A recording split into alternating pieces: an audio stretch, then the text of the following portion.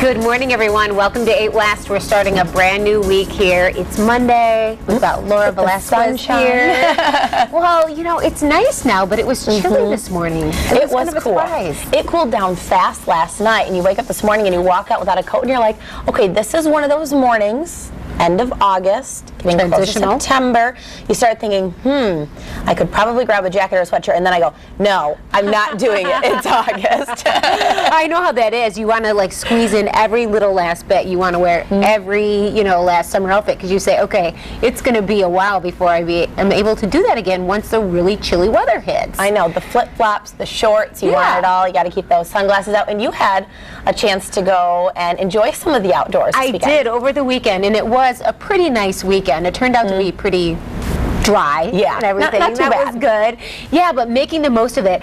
I love to sit outside at a restaurant and sit on the patio if that's available. I know a lot of places in West Michigan try to have that patio or deck seating because people eat that up because we don't get that all year round. And you're seeing it happen more and more. A lot of places adding on at least a small little eatery area outside or a few umbrellas because I think they're so popular. They're always full. Well, one of the best garden patios and one of the best places on the lakeshore, I think that they have food, is a restaurant we stopped by over the weekend. It's one of my favorites when we're out there. It's in the Muskegon area and it's called Hearthstone. Have you ever heard of it? I've actually never been there, but you were just talking about it. It sounds wonderful. Yeah, it's on Business 31, right kind of where Norton Avenue is. The street is actually called Glade Street, but that's a smaller street. But if you're looking for it, they have been there since like 1975. Wow. And they have a great tradition of making things from scratch, homemade. It's busy a lot. Look at the patio there. And they have crayons on it. Yeah, exactly. Look, you know, beautiful for many reasons, as you can see. But a fountain, beautiful flowers and trees, and so we sat outside and we had dinner on Saturday evening. It was so look at that. wonderful. Yeah. We always wonder why I take pictures of my food, and this is a turkey club, actually. It was amazing. Doesn't it look huge? It looks awesome, but I understand taking pictures of food. I had sushi over the weekend and I took a picture of that because it just looks so cool. So you're going to consume it. This is my husband's dinner. He had a huge burger. They do like the half-pound burger, you know, in a lot of places, and it had olives on it, the works. Really great, but I know I love food so much, and before I see something that I'm like going to obviously make disappear very quickly, sometimes I just like to grab a picture of it and kind of save that moment. But a great spot, and actually we had tried to go there the weekend before and it was a little bit busy, and it's hard to wait when you have like a little one, so we opted to go somewhere else. So we tried to get back there this weekend and we had success sitting outside. It was great. Good for you. And what's Coco's favorite thing there? She's a little bit different. You Is know, she a fry person?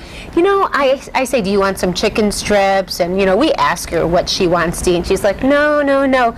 She had the squash bisque. Okay. A very mature taste. Yeah, she pretty much has grown up eating some of the things that we have and try them. So she's had that, and then she had bread, and she eats, you know, part of whatever we eat. Sometimes it's easier to do that for her than get on the kids' menu because she actually likes it more. Sure, and kind of interesting. She plenty happy. Just speaking of sushi, she'll take a roll and just kind of munch on it herself. So it just depends kind of how you teach your kids to eat. Yeah, and I kind of, you know, just pick it up and eat it because chopsticks, I don't know, sometimes it gets a little bit complicated. I know. It can get a little bit messy, but, you know, a great weekend, and hopefully we have lots more weekends where we have lots of other opportunities to sit outside, no matter what restaurant we're going to in West Michigan. Right, and we're hoping for something like that, at least for the outside portion, not the eating part, but this coming weekend we've got a big event going on in Grand Rapids, and in fact we're kind of special because we're one of the few cities around the country that's going to have this. There's only a handful. It's called the Naked Foot 5K. Okay. All right. Let your mind wander just a little bit here. Going in places, I think I need an explanation. It's going to be this Sunday, and basically, the Naked Foot 5K is to raise awareness for this group called Souls for Souls, which is one of the charity organizations paired with it. So you can run, it's a 5K in Riverside Park this coming Sunday. They've got a couple different events. They have a free fun run for kids. They have a 1 mile fun run. And then their main event is a 5K, and that's going to start at 9 o'clock. And you can run in minimalist shoes, which are the ones that kind of look like a water shoe that go around your toes. I've seen those. You can run it in a regular pair of shoes if you want, or you can run it completely barefoot. Wow. A 5K, so that's 3.1 miles. I don't know if I'm brave enough to do that or not, but you can certainly give it a try. And the great thing is that they're going to pair this up with that Souls for Souls organization, which is run out of Nashville, Tennessee, and the goal is to just donate a pair of shoes. So if you sign up for the race, they want you to donate a pair. So now I won't be running because I'll be working on Sunday morning, but I'm actually going to make a... Are these your running shoes?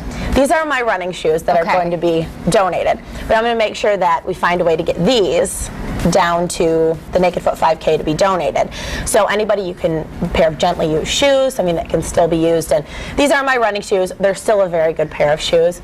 They're just not going to run with me 26.2 miles in a couple weeks. Because after a certain point, you kind of wear down what you really need to do long runs like that. They're still good shoes, but not for the purpose in which you had them. Right. Generally for distance running, they kind of put like a mileage on the shoe, like how many miles you're supposed to run in them.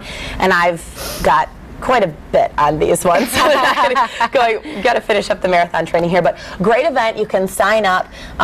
It's not too expensive to go down there. Riverside Park, absolutely beautiful. Hopefully we can keep things nice and dry and relatively comfortable for that race coming up, and it's for a good cause. That's great. You know, and I think that I could have some shoes for that too. I have cross trainers and I wear them inside the gym. I don't even, like in the winter time, I wear my boots and then I put them on. They don't even have a speck of dirt on them, but they're not good for what I'm using them for anymore. Right. You know what I mean? Now, Brittany, and here's the thing. You don't have to just donate gym shoes either. It can be any pair of shoes that you have. So maybe if you go to their website at soulsforsouls.com, and it's an actual 4, you can go there and they have some pictures of what's been donated and who it helps. Good idea. And they've actually distributed since 2005 14 million pairs of shoes, which works out to about a pair of shoes every 7 seconds. That's amazing. There's so many people in countries that don't have shoes at all. People in our country who don't have shoes at all. So great cause. Incredible. Awesome.